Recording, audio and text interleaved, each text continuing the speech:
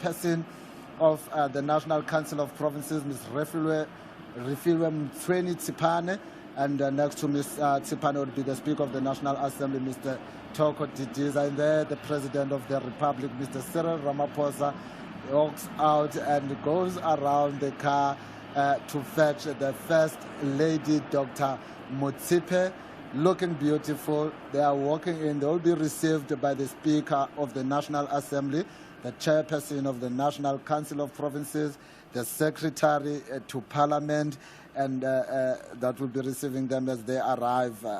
There you can see members of the National Defense marching. They've just delivered the President to the Cape Town City Hall, which has been declared the parliamentary precinct for these activities. You all know what transpired in the parliamentary precinct about a year ago when Parliament was gutted into fire. So we are using the City Hall as a precinct of Parliament. Of course, for the first sittings of Parliament, it was the Cape Town International Convention Center, but today we are here at the City Hall, and we'll be here for the rest of the proceedings that relate to the opening address that the President. Tell us about those two gentlemen that are leading the President. Those two gentlemen are from the Navy. They are the aide-de-camps who will marshal the President to the podium and wait for the President to receive his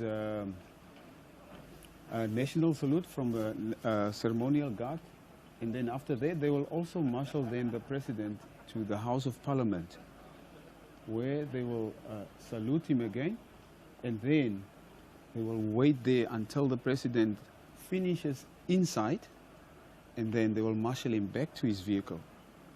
All right, viewers, there's the President with the Speaker of the National Assembly, Ms. Toko Didiza, as well as the Chairperson of the National Council of Provinces.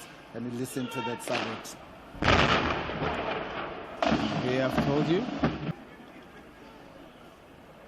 There it is, the singing of the national anthem and the salute to the President of the Republic. Colonel, I've always wondered what is being used there, because I could feel the studio was vibrating as those shots were going off. What is being used there? The guns that have been used there, we call them the G1 guns. Those are artillery pieces that we have dedicated to ceremonial events, whether being opening of Parliament or receiving head of states from other countries. So we're using those guns. So there's nothing coming out there? No, there's nothing deadly that comes out of there. Because I could hear sounds like the strange sounds, the studio was vibrating. It's something that I hear every year, but I've always just wanted to know. I'm sure I'm not the only one. I'm sure the viewers at home had also wanted to know what is it. But thank you for explaining that. As you can see there on the screen, the salute is done. Now I take it that the salute is done now, Colonel? That's correct. The President has now received his salute from the guard, and the President has made his way into the House of Parliament, so the guard is going to withdraw. So everyone now that has been part of it, they're going to withdraw. Are they going back to their respective camps or military bases, or are they still going to be around the precinct? They are now done, so they are going now back to the castle? To the castle, yes. All right, so we're 9 minutes away from the President delivering his State of the Nation address. You've seen the national salute, ceremonial guard saluting the President.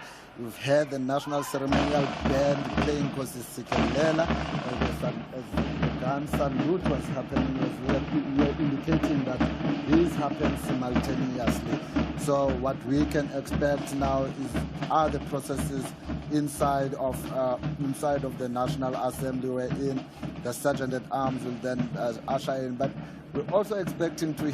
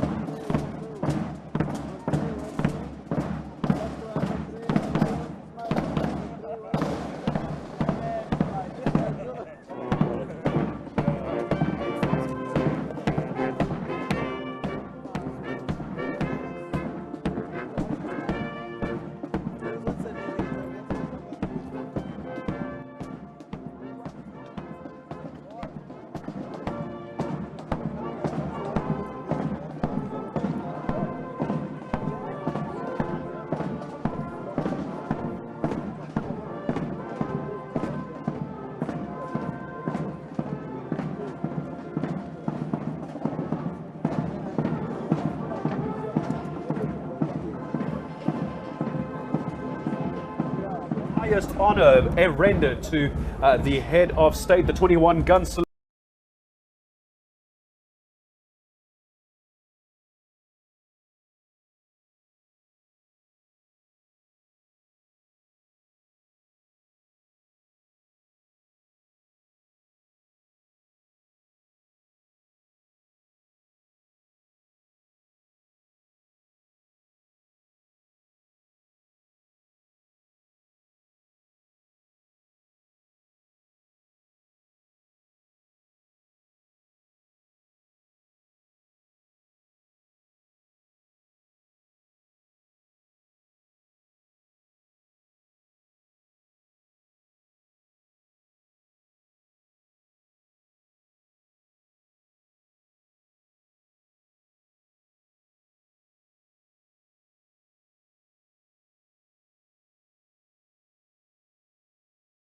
Sinachokana chonokana hararo mama kona sinamkono watro mama tumazo tumazo kokobi utoma cheno tumamchiro kama shaya na kutokuze nana musani muso otendao Africa tumebelendera musao Africa tumebelendera wana mkoni hao gango utaitatima sakala kala Africa tumebe ganmoria utabera yo mata belendida la fonda namu siruga pembela tumala Nelson Mandela dale bunga nolomsila fele mambensile yem repara wama mranga panda erete tuwabo kan oti masakale deiteya umuhaga mkatia mahaga mata melanji de la ponda kayada mabanda mwakwe na togati mwana zichendeti mata melanji de la ponda Ramaphosa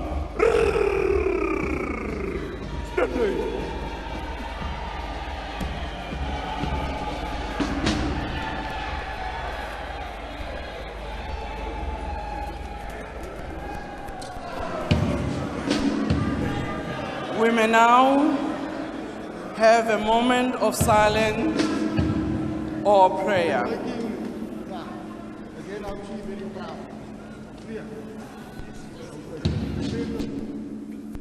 May we be seated.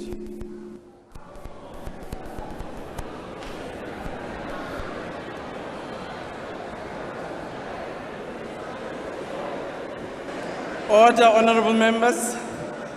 I can see some of you think the prayer was very short. I hope you did pray at home before coming here. Honorable members, the President has called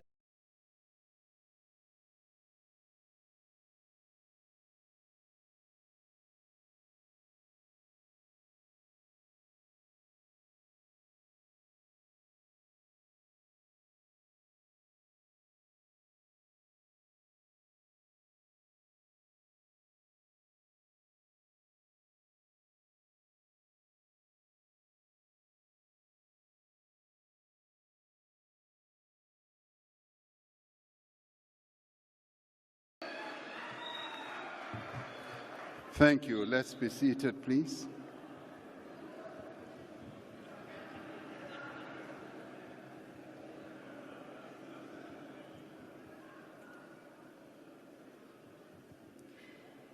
Honorable Speaker of the National Assembly, Honorable Togo Didiza, Chairperson of the National Council of Provinces, Honorable Refilwe Mtsweni-Tsipane, Deputy President Paul Mashatile, former President Thabo Mbeki,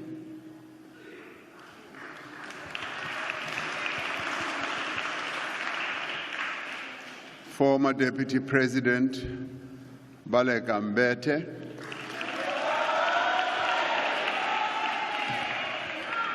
former Deputy President Phumzile Mlambo Ngcuka,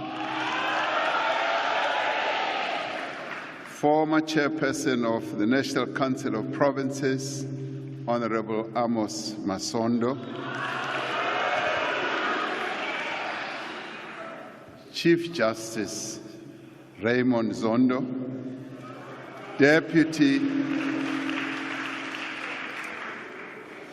Deputy Chief Justice Mandisa Maya, Executive Mayor of Cape Town, Mr. Gordon Lewis, the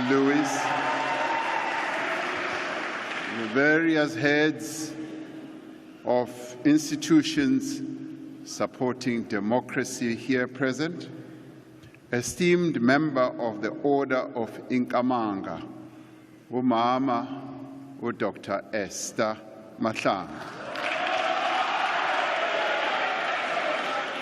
distinguished guests and eminent persons, members of the Diplomatic Corps, honorable members of Parliament, and fellow South Africans. We gather here this evening in the province of the Western Cape in the sad aftermath of ferocious and unforgiving storms that have caused damage to homes, businesses, and infrastructure, affecting tens of thousands of people across the province. In recent days, we have witnessed runaway fires in KwaZulu-Natal, in which 14 people, including 6 firefighters, lost their lives. The fires also caused destruction of homes, livestock, and grazing fields. I spoke to the 2 premiers of our provinces earlier today, Honorable Ntuli and Honorable Winde, and informed them that the thoughts of South Africans are with all those people who have been subjected to these terrible weather conditions as they work to recover and rebuild their lives. I have asked honorable members, the Speaker of the National Assembly and the Chairperson of the Council of Provinces to convene this joint sitting to formally open Parliament on a day that is full of meaning and significance in the lives of not only South Africans, but many people around the world. Today we celebrate the birth of the founding father of our nation and democracy, and a global icon of peace, justice, and reconciliation, President Nelson Rolihlahla Mandela.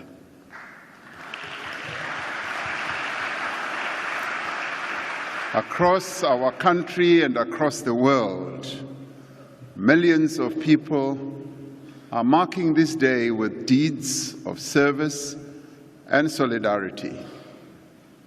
Through their actions, they are giving life to a fundamental truth that we derive our humanity from the humanity of others.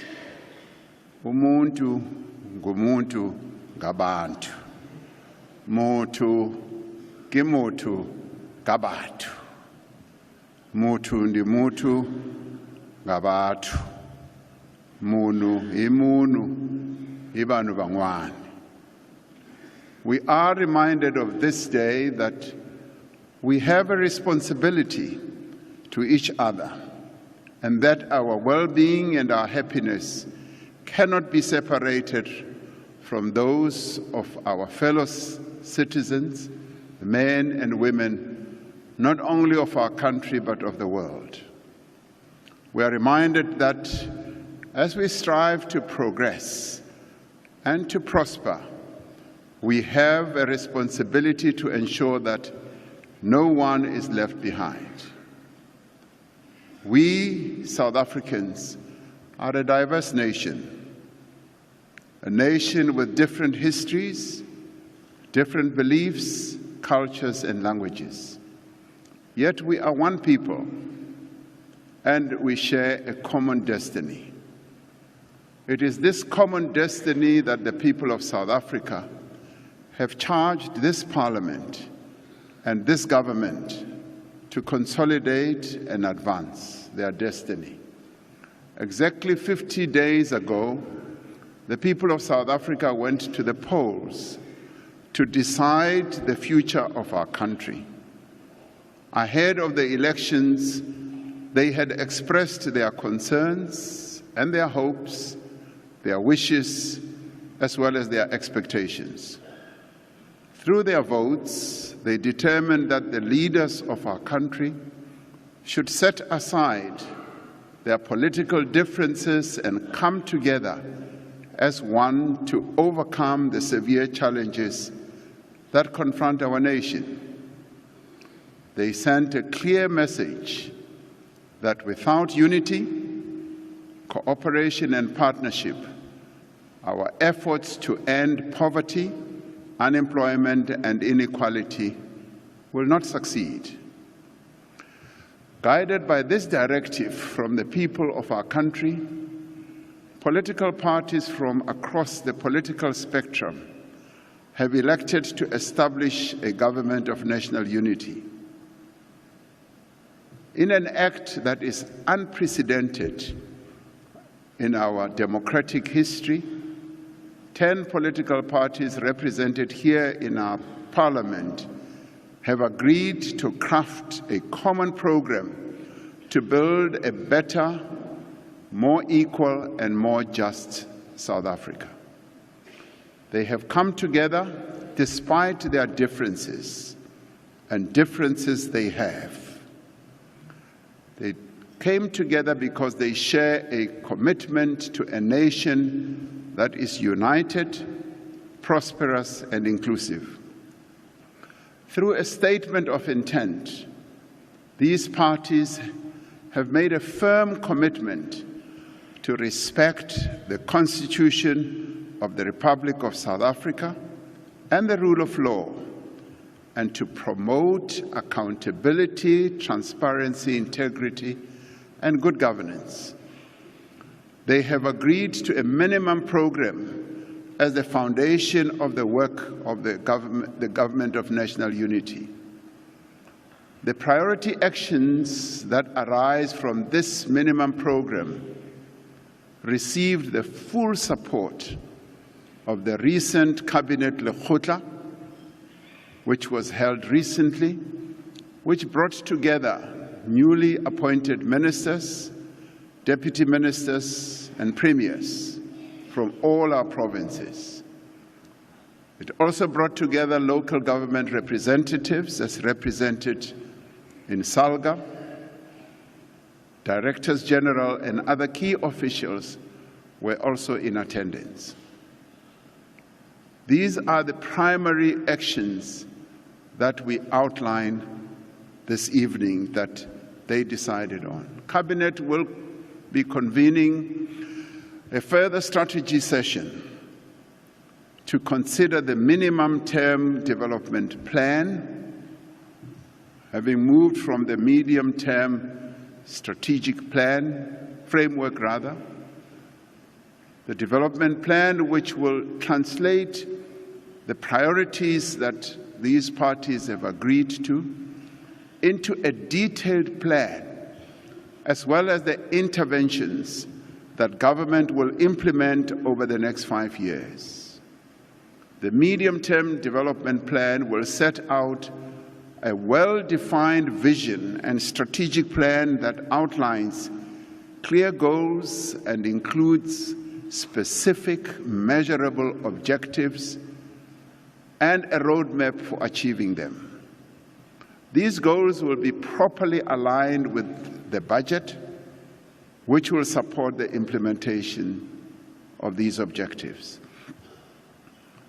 In all this work, the National Development Plan Vision 2030 remains the defining blueprint for our country's growth and development. We also draw inspiration from the United Nations Sustainable Development Goals and the African Union's Agenda 2063 in crafting our medium-term development plan. The Cabinet Lekgotla underscored the determination of all members of the Government of National Unity to work together to advance the interests of all South Africans. Without pursuing and promoting party political interests. It is about putting the people of South Africa first and foremost and advancing their interests. The Lekgotla noted with appreciation the commitment and great enthusiasm with which the newly appointed ministers and deputy ministers, as well as our premiers, have embarked on their duties. We will have seen many of them going throughout the country, immediately embarking on their tasks and outlining what their plans are. And some with great excitement, and some expressing their joy at having been appointed. And we all should rejoice as we see them.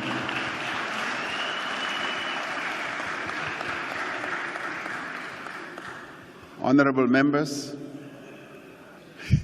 despite the achievement of 30 years of democracy and the work undertaken over the last 5 years to rebuild our economy and our society, millions of South Africans remain poor, unemployed, and they live in a highly unequal society.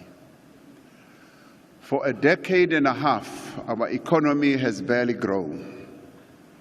The circumstances of the people of South Africa today requires that we act together as the Government of National Unity, as well as all key role players in our country, and that we act with urgency, boldly and decisively. The Government of National Unity has resolved to dedicate the next 5 years to actions that will advance 3 strategic priorities. Firstly, to drive inclusive growth and job creation. Secondly, to reduce poverty and tackle the high cost of living. And thirdly, to build a capable, ethical, and developmental state. We have decided to place inclusive economic growth at the center of the work of the Government of National Unity and at the top of our national agenda. Our experience over the past 30 years has shown that when our economy grows, jobs are created.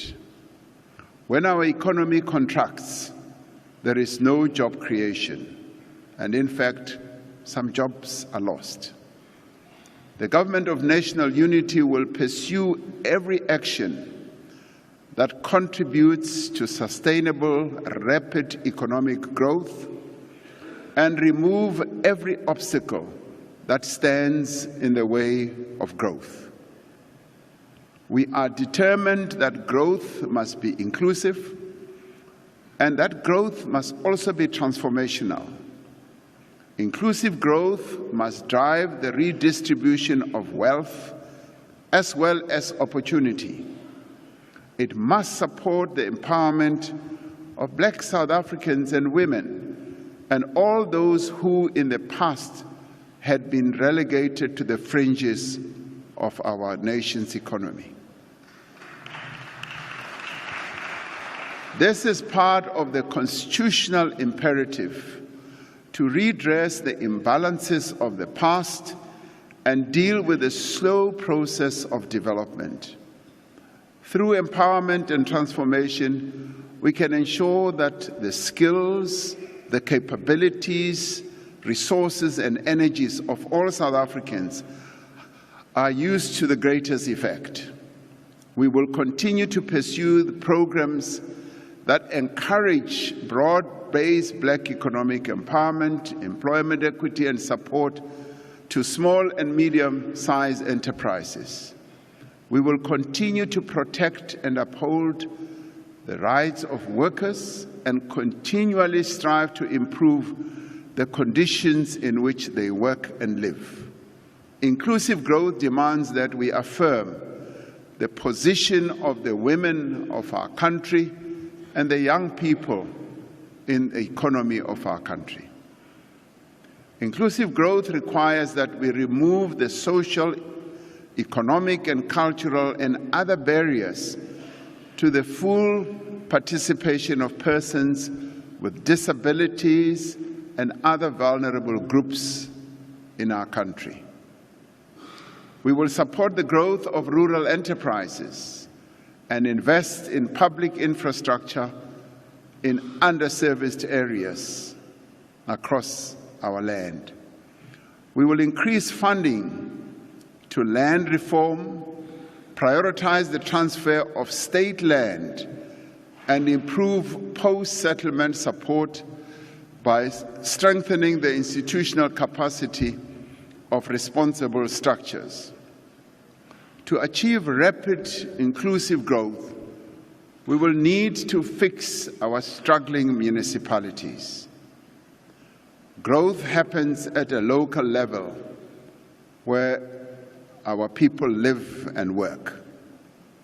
Our municipalities must become both the providers of social services and facilitators of inclusive economic growth. They must work to attract investment in their areas. This approach can encourage businesses to expand and create more jobs in municipal areas. Investors are generally attracted to areas that have reliable and modern infrastructure. Simplifying and speeding up planning and regulatory processes can make it easier for businesses to invest and operate in a municipality, and this often leads to the creation of more and more jobs. As the national government, we have both a constitutional responsibility and a clear electoral mandate to assist municipalities in the effective exercise of their powers as well as their functions. We will ensure that the institutional structure and funding model for local government is fit for purpose and that municipalities are financially and operationally sustainable. Now, this we will do because our municipalities have been raising this over and over again. We will put in place systems to ensure that capable and qualified people are appointed to senior positions in municipalities and ensure independent regulation and oversight. As an immediate priority, we will also bring stability to governance in our metros and restore the delivery of services. Many of our metros have faced huge challenges that need to be attended to. We have already begun with this work. When I visited eThekwini Metro earlier this year, I met with the residents of the city, with local business leaders and municipal officials. They told me that they wanted to work together to build a city that they could be proud of again. We've put in place the eThekwini Presidential Working Group to enhance support from national and provincial government to turn the metro administration around and to fix the problems that they are facing in relation to infrastructure, water, sanitation, and also to focus on attracting new investment. This we shall do because eThekwini or Durban needs to be restored to its former glory, and this we should do. We will extend the same approach to other metropolitan cities that face serious challenges so that our cities can become engines of growth and become dynamic centers of opportunities for our people. In the next 5 years, working together as the government of national unity, drawing on our collective capabilities, we will forge a new inclusive growth path for South Africa by pursuing a massive investment in infrastructure. Significant projects are already underway around the country in areas such as transport, roads, water in the form of building dams, energy, and human settlements. We will massively increase the scale of investments in infrastructure through a more holistic and integrated approach, positioning Infrastructure South Africa as the central institution of coordination and planning. We are continuing to simplify the regulations on public-private partnerships. This process had stalled for a number of years, and we are now earnest and focused in simplifying this very way of engendering good infrastructure investment to enable greater investment in both social and economic infrastructure development. From our largest metros to our deepest rural areas, we have a clear intention to turn our country into a construction site.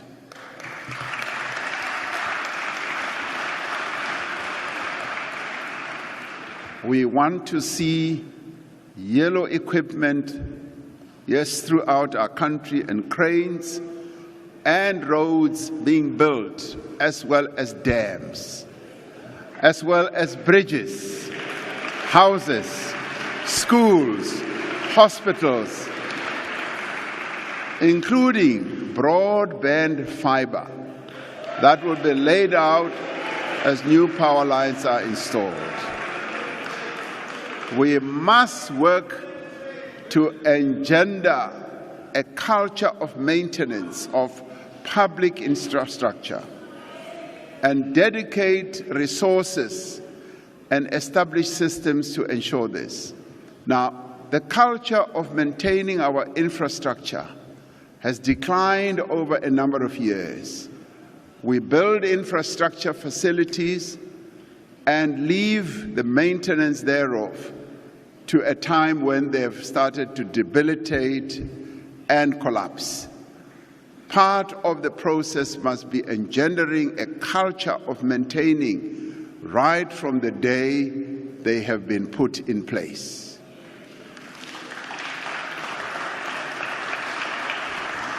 Now, as the government of national unity, we are resolved to intensify our investment drive, encouraging and enabling businesses to invest in productive capacity.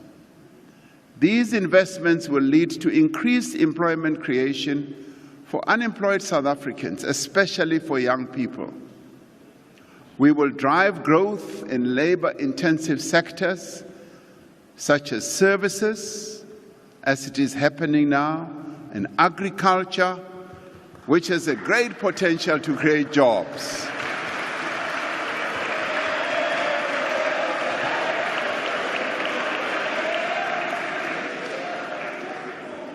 Our menu...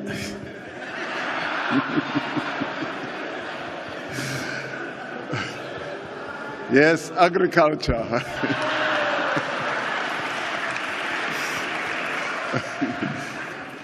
Our manufacturing capability has declined over years. We do need to re-industrialize our country and make sure that we can create more and more jobs out of quite a number of sectors of our economy.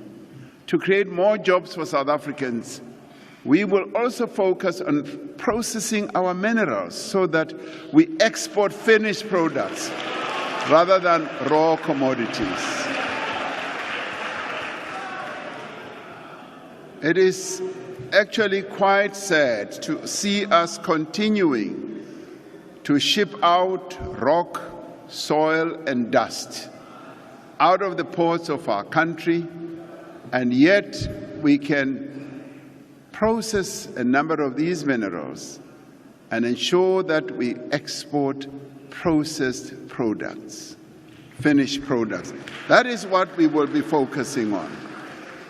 We will pursue a smart industrial policy that focuses on the competitiveness of our economy and that incentivizes businesses to expand our exports and to create jobs.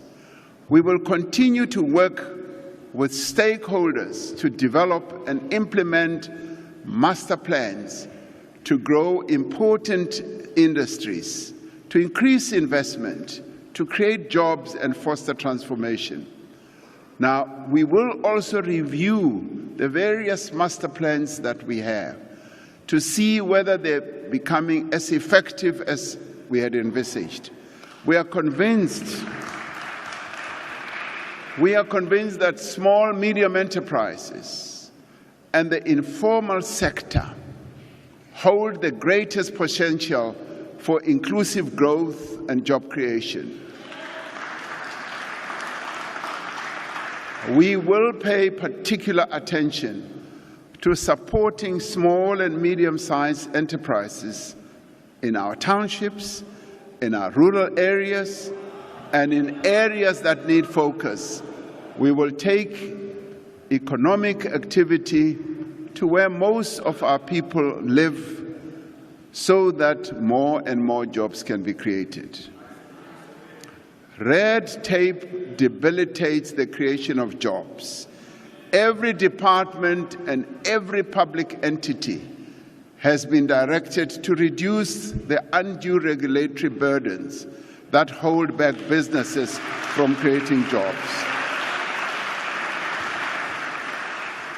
And this is an area that our ministers will focus on in the areas of their work, so that the various entities and the various structures of government ensure that the regulatory burden that we often impose on businesses must be eliminated so that our businesses can thrive and be profitable and create more jobs. We have demonstrated the value of public and social employment in creating immediate work and livelihood opportunities for many of our people.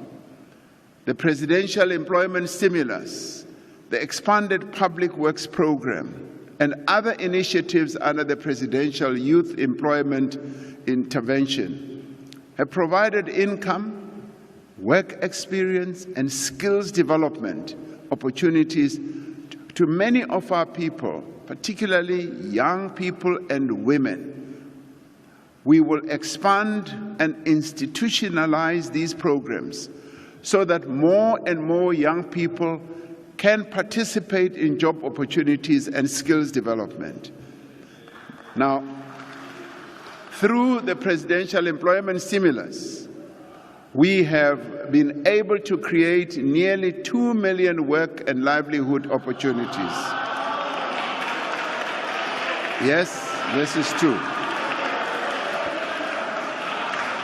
If you go to our schools,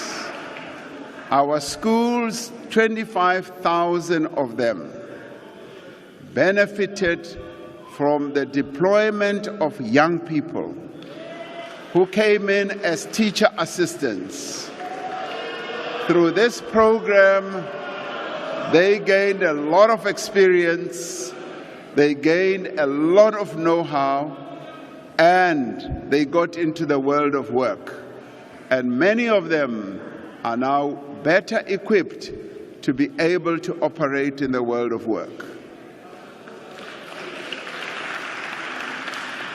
We see great potential for growth beyond our borders. As we strengthen economic diplomacy with our largest trading partners and potential trading partners. We will prioritize the implementation of the African Continental Free Trade Area to increase our exports to the rest of our continent. The rest of our continent is actually a wide open opportunity for South African businesses. As one goes around the continent, you often see products from other continents outside of our own. And this can be a real good opportunity for South African businesses.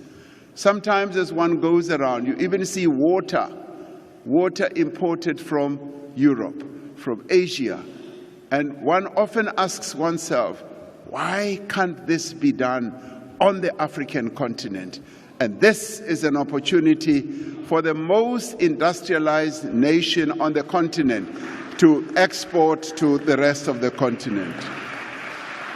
We will do this as part of our foreign policy approach, which promotes peace, security, democracy, and development across Africa and advances a more just and inclusive world order.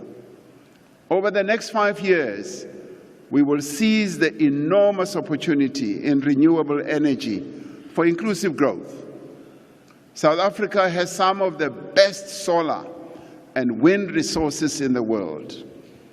As we undertake a just transition towards renewable energy, our country must create a green manufacturing sector centered on the export of green hydrogen and associated products.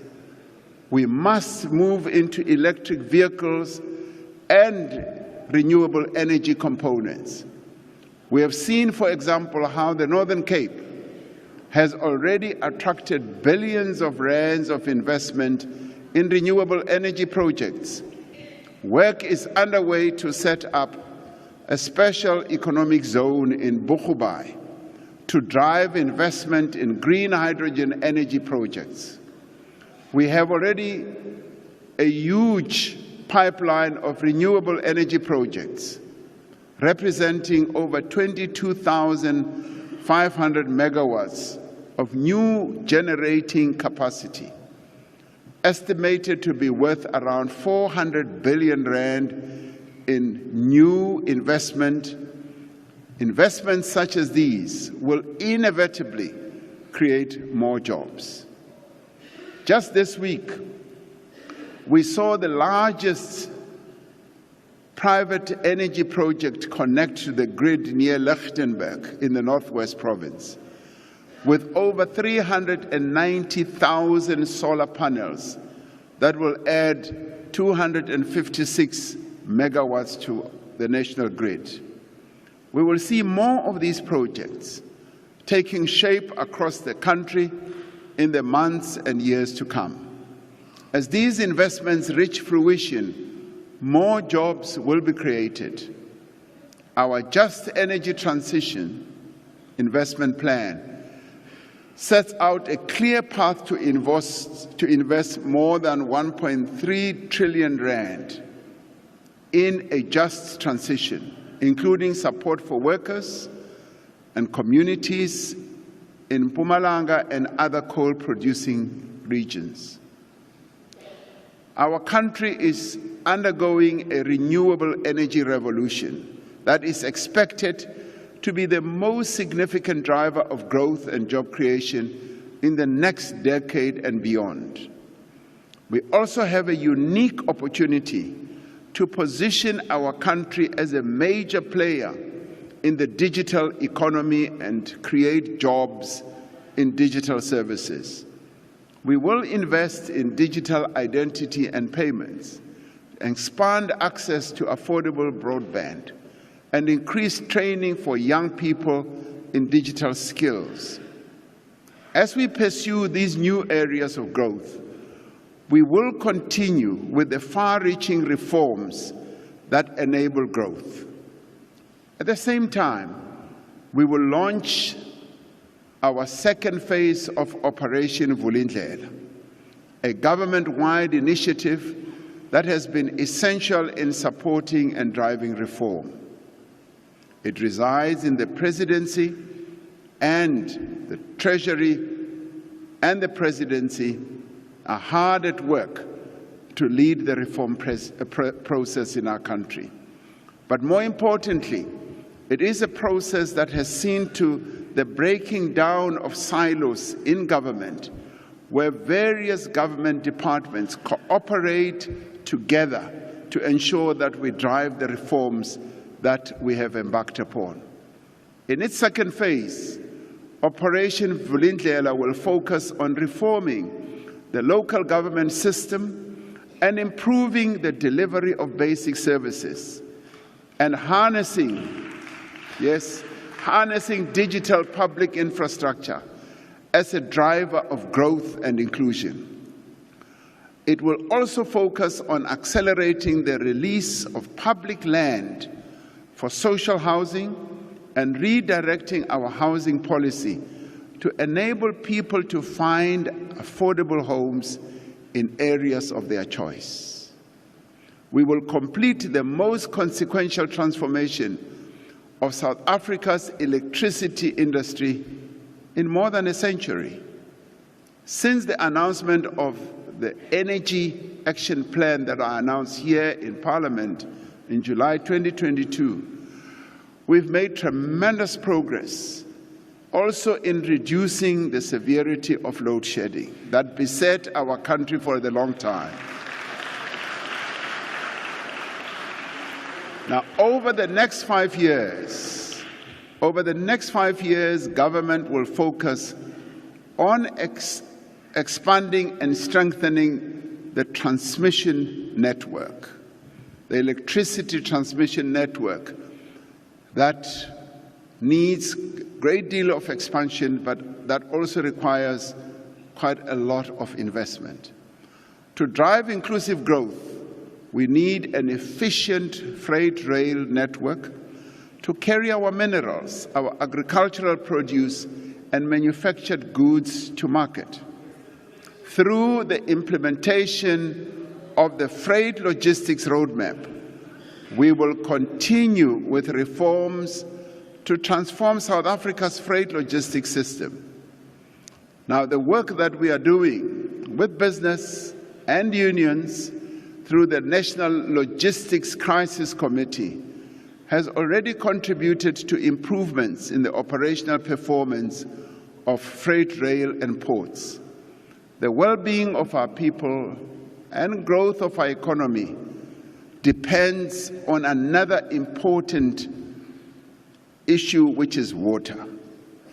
South Africa is a water-scarce country, and our water security is threatened by historical underinvestment in bulk water resources and distribution infrastructure. We will therefore continue with the institutional reforms in the water sector to enable greater investment in bulk water infrastructure and better regulation of water services and sources across the country. And this will involve, yes, the building of the dams whose construction in a number of areas in our country is already underway, and ensuring that reticulation also takes place as we build these dams.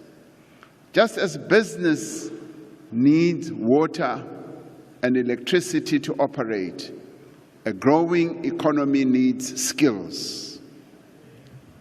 Where the skills we need are not immediately available, we need to attract people with the appropriate qualifications and experience to come and bolster our efforts. Now, in doing this, we will continue with the visa reforms that we introduced in the last few years to attract skills, but more importantly, to also attract investment, and also with a view of growing our tourism sector that is so important. And we will continue to pursue a macroeconomic policy that supports growth and development in a stable and sustainable manner. Like many other countries, we have had to borrow money to support our budgetary requirements. We will manage public finances with a view to stabilizing debt. We are firmly committed, to steadily reducing the cost of servicing our debt so that we can redirect funds towards other critical social and economic needs. Our second strategic priority as the Government of National Unity is to tackle poverty and the high cost of living. An effective, integrated and comprehensive poverty alleviation strategy is necessary to provide protection and support to the most vulnerable in our society. Even at a time when many companies are making large profits, millions of South Africans are suffering as a result of rising prices of everything they buy. As the Government of National Unity, we will look to expand the basket of essential food items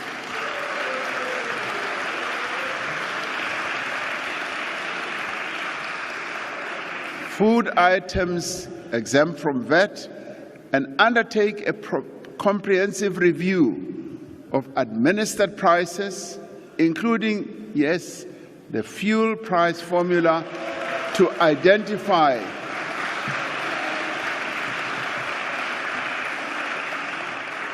and this we did for a while. When the prices of fuel just kept on rising, we were able to find a way in which we could stabilize the price. We will seek to find ways of addressing this challenge.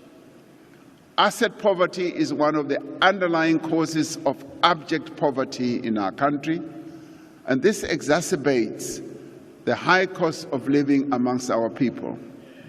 The provision of title deeds for land and housing provides people with assets that they can use to improve their economic position. Income poverty is also one of the underlying causes of poverty. The best way to deal with poverty is for people to have jobs. We have, however, made interventions to support the unemployed through a variety of interventions, including during COVID, when we introduced the SRD grant. The SRD grant has provided a lifeline to millions of South Africans who are unemployed. We will use this grant as a basis as we move on for the introduction of a sustainable form of income support for unemployed people to address the challenge of income poverty.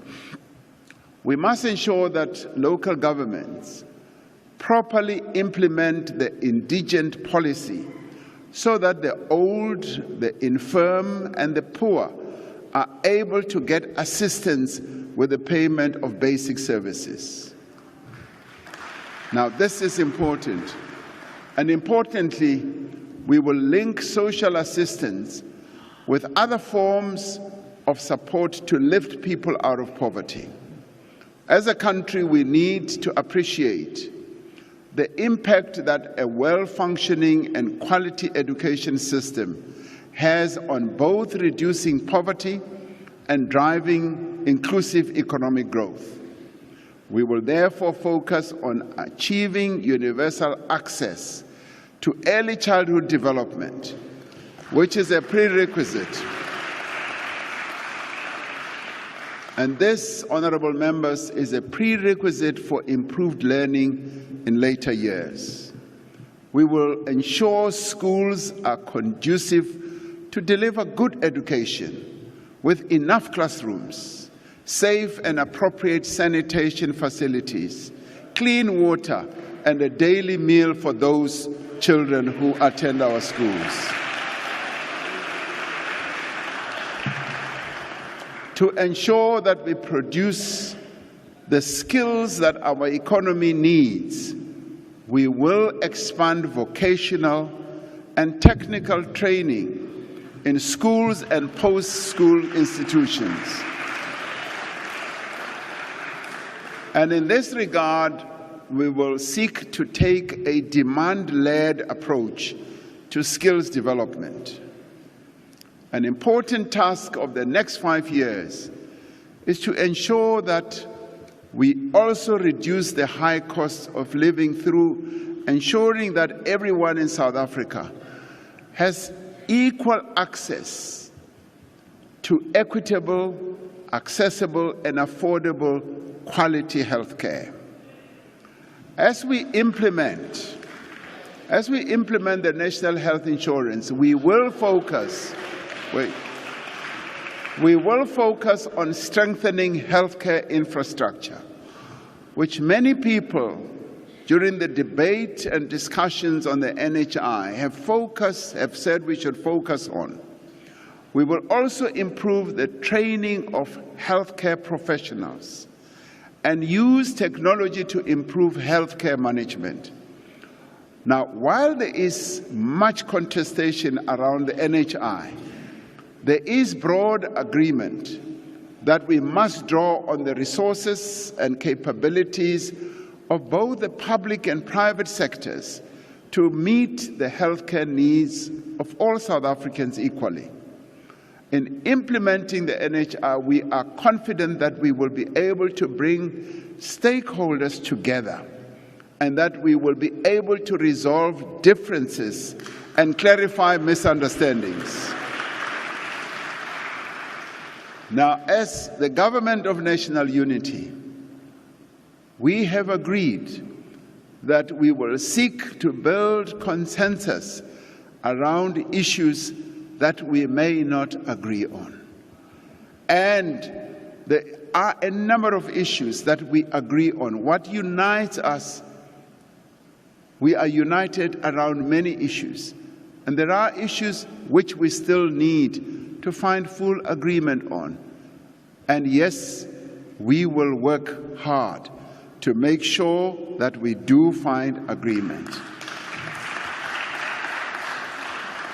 Now, with so many people living far from economic opportunities and services, transport costs take up a large portion of many of our people's income and drive up the cost of living. We often hear reports that many of our people spend up to 40–50% of their income just on transport. An immediate priority is therefore to complete the recovery of the passenger rail network across the country to enable people to travel from outlying areas to cities at an affordable rate. Around 80% of commuter rail corridors are now back into operation, and nearly 300 vandalized stations have been refurbished, providing safer and more efficient services to commuters. The third strategic priority of the Government of National Unity is to build a capable, ethical, and developmental state. We will proceed with the work already underway to professionalize the public service, ensuring that we attract into the state people with skills and capabilities. And I need to pause for a minute here that as the Government of National Unity, key people who are appointed into positions of ministers and deputy ministers, as they got into the office, the public service officials have managed this transition period extremely well, and I want to thank them for doing so. We will continue to fight corruption and prevent undue political interference in the administration of the state.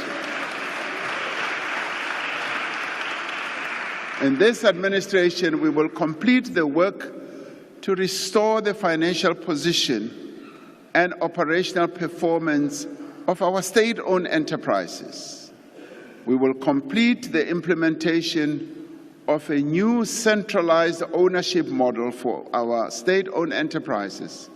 This will improve accountability, transparency, governance, and oversight, while reducing inefficiency and the potential for corruption.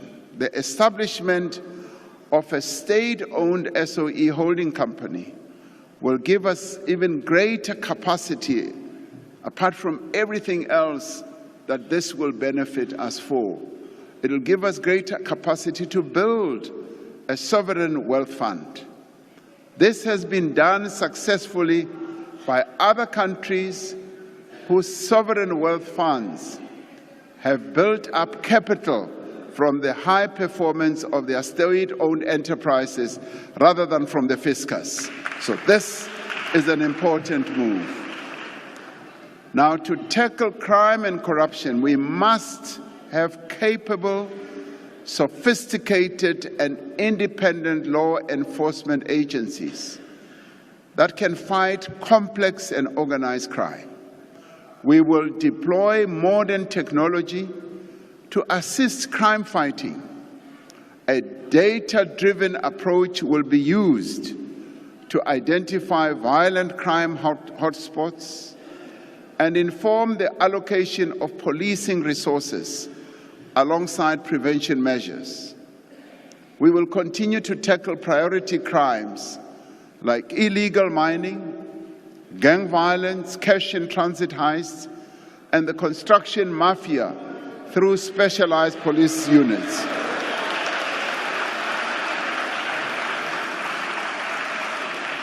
Now, we will continue to implement the National Strategic Plan on Gender-Based Violence and Femicide. And we will expand victim support services like the Tutuzela centers and GBV desks in police stations. Now, 30 years ago, President Nelson Mandela stood before this House to reflect on the first 100 days of the first government of national unity. Recognizing the different views of the diverse parties within that government of national unity, he said, "What brings us together is the overriding commitment to a joint national effort to reconcile our nation and to improve its well-being." Close quotes. The same may be said of this government of national unity that has now been established by 10 of the parties represented in this parliament. We share a commitment to reconcile our nation by advancing social justice and equal prosperity for all. We are committed to improve the well-being of our country and its people through inclusive growth, the creation of jobs, and the reduction of poverty. This is an undertaking that should involve all of us. On the occasion of the presidential inauguration, I made a commitment that we should work together to hold a national dialogue, to discuss the critical challenges facing our country, and to agree on what we all need to do to achieve a better future for this great country. Across society, people, organizations, foundations, and you name them, have expressed their support for a national dialogue. They have said it should involve all key stakeholders in the life of our country, representing civil society, traditional leaders, the faith-based sector, labor, business, cultural workers, sports people, and other formations representing the diverse interests and voices of our citizens. Following the example set by historic events such as the Congress of the People in 1955, the Conference for a Democratic Future in 1989, and the CODESA talks in the early 90s, and drawing on the experience of writing our Constitution in 1996, we envisage a national dialogue that involves extensive and inclusive public participation. As we have done at many important moments in our history, we will seek to forge a common vision and build a comprehensive social compact with a clear program of action to realize our people's aspirations for this beautiful country. Through this national dialogue, we are called to be agents of change, to be champions of inclusive growth, to be the creators of opportunity for all our people. A few years ago, a diverse group of partners and stakeholders from across society came together to consider various scenarios for the future of our country. These were called the Indlulamiti Scenarios 2035. One of the scenarios that they painted and described was called the recrimination nation, using the image of the bird, the loud hadida, as its symbol.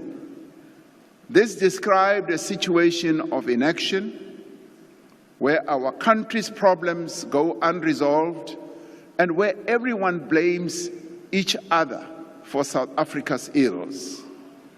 This scenario painted a picture of our country going into decline. The second scenario that they painted and described symbolized a vulture. This painted a picture of a desperate nation governed by a populist coalition whose main objective is self-enrichment and patronage. Now, this scenario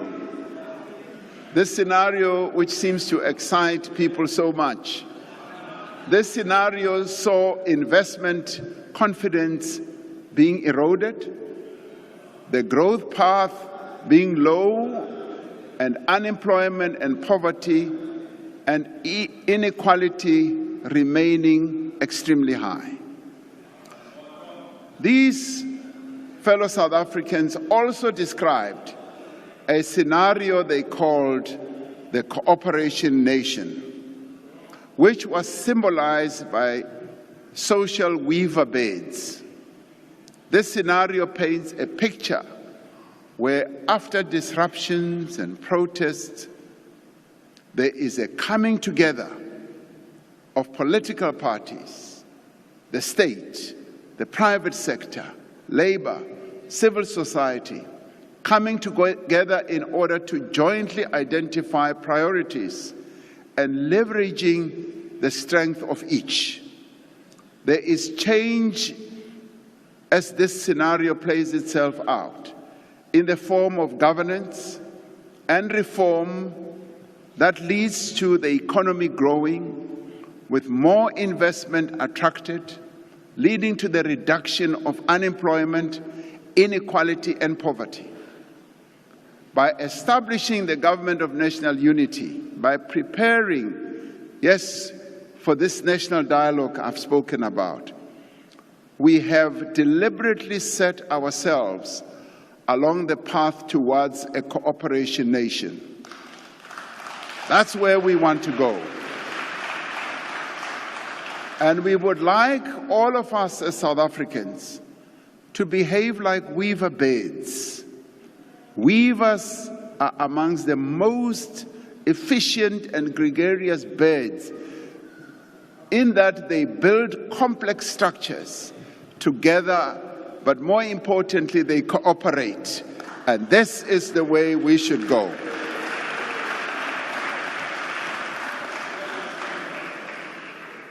Despite all the challenges, despite our differences, despite all the headwinds that we have faced, as South Africans, we are called upon to remain firmly committed to pursue the path of cooperation, of growth and inclusion. We are called upon to behave like weaver birds, building nests and building this big South African nest that will be able to sustain all the people of our country. Earlier today, a group of South Africans, of South African climbers, reached the summit of Kilimanjaro.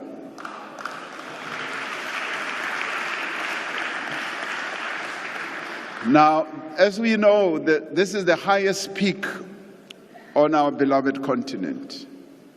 They did so in honor of the birth of the father of our nation, Nelson Mandela, and to celebrate the 30th anniversary of our freedom.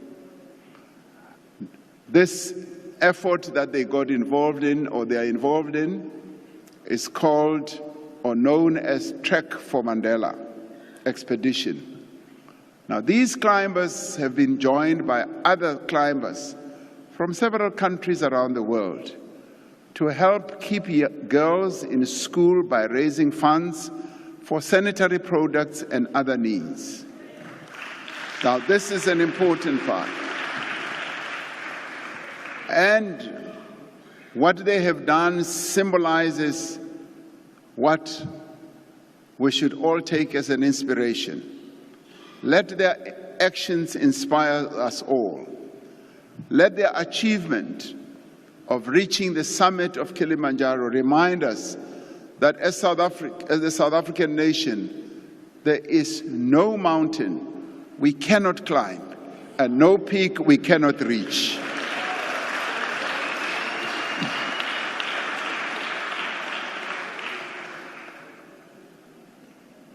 One remembers what Nelson Mandela wrote in his long walk to freedom, when he said he had walked and he had had a long walk and he had climbed a number of hills and he reached this top hill and surveyed the beauty of our country and said he should not tarry too long because there are many more hills to climb. As South Africans, we can summit many hills if we work together and we rise together.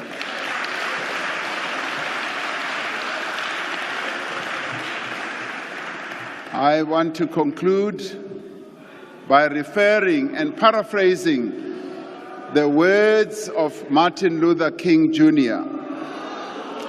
when he said, "Let us rise up tonight with greater readiness. Let us stand with a greater determination, and let us move on in these powerful days, these days of challenge, to make South Africa what it ought to be. We have a great opportunity to make this country a better nation. The coming together of all these parties that have decided to cooperate is quite a historic moment for our country, and we must make the government of national unity work and function and succeed.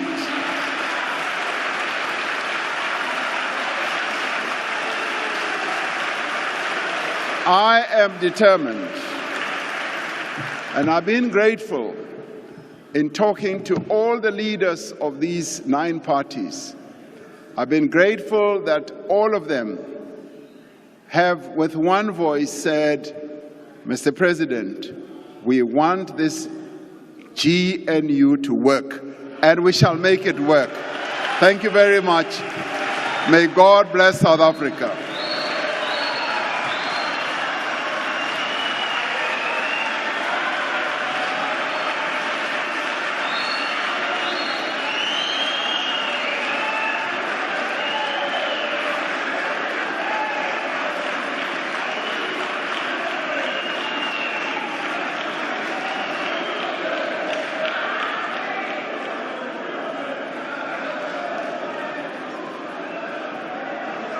Thank you very much, honourable members. We may take our seats.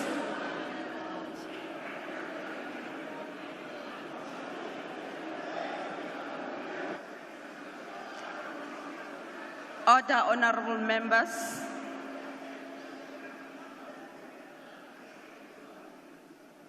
We thank the Honourable, the President, for a well-delivered address.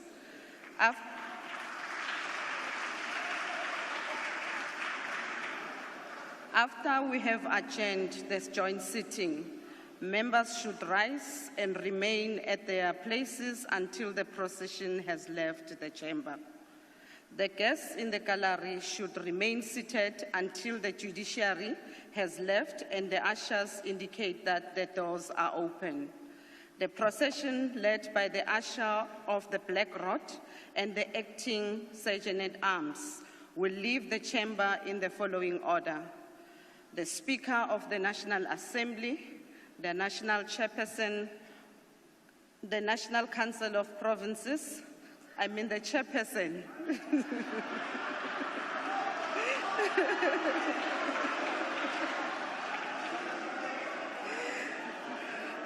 the President, the Deputy Speaker of the National Assembly, the Deputy Chairperson of the National Council of Provinces, the Deputy President, the Secretary of Parliament.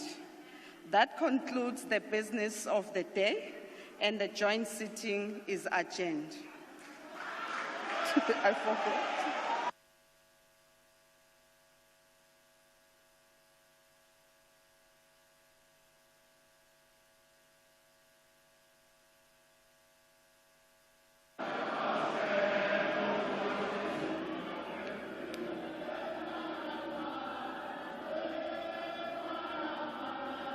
And that marks the end of the opening of Parliament address delivered by the President, where he highlighted the administration's comprehensive plans on long-term vision for the upcoming 5-year term. Of course, we saw a standing ovation after